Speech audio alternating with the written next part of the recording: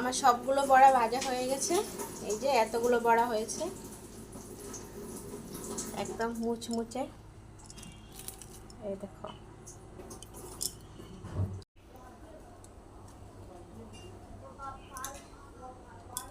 কাঁঠালের রস করে আমি ফ্রিজে রেখে দিয়েছিলাম। এবার এটাতে আমি চালের গুঁড়ো দিয়ে ভালো করে মেখে বড়া ভেজে নিব।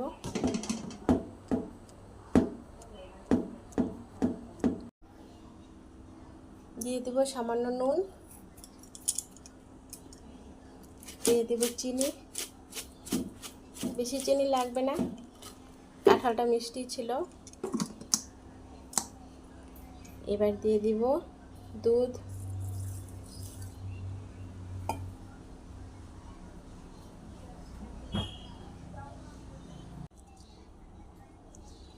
আর দিয়ে দিব 3-4টে এলাচ থেতো করে রেখেছিলাম।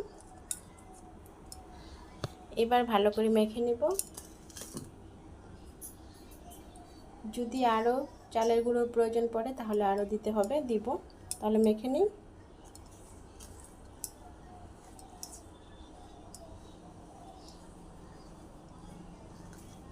মাখা হয়ে গেছে, আমি কড়াইও বসিয়ে দিয়েছি। এবার তেল দিয়ে দিব। তেলটা গরম হয়ে গেছে, এবার আমি বড়াগুলো দিয়ে দিব।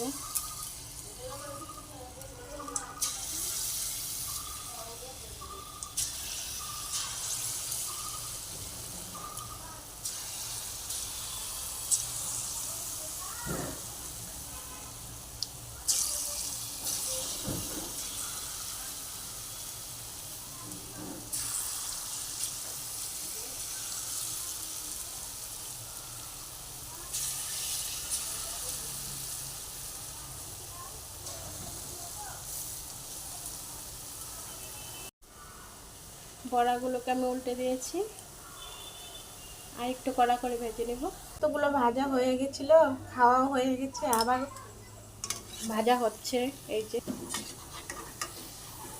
এগুলো হয়ে গেছে, আমি নামিয়ে নিব।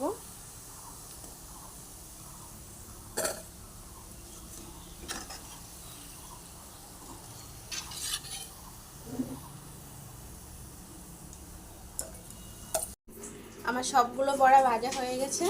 এই যে এতগুলো বড়া হয়েছে, একদম মুচমুচে।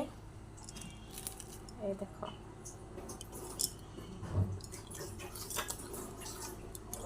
শব্দটা শোনার, ভিতরটাও সফট হয়েছে, বাইরেটা কিন্তু খুব মুচমুচে হয়েছে। সবগুলো বড়া ভাজা হয়ে গেছে, একদম মুচমুচে হয়েছে। খুব সুন্দর চালের গুঁড়ো দিয়ে করেছি তো, তাই মুচমুচে হয়েছে। এদিক দিয়ে একটা ভেঙে দেখাও।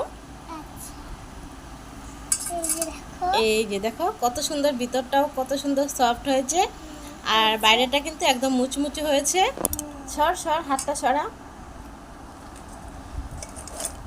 এই যে দেখো আওয়াজটা, এই যে দেখো আওয়াজটা কত সুন্দর হয়েছে।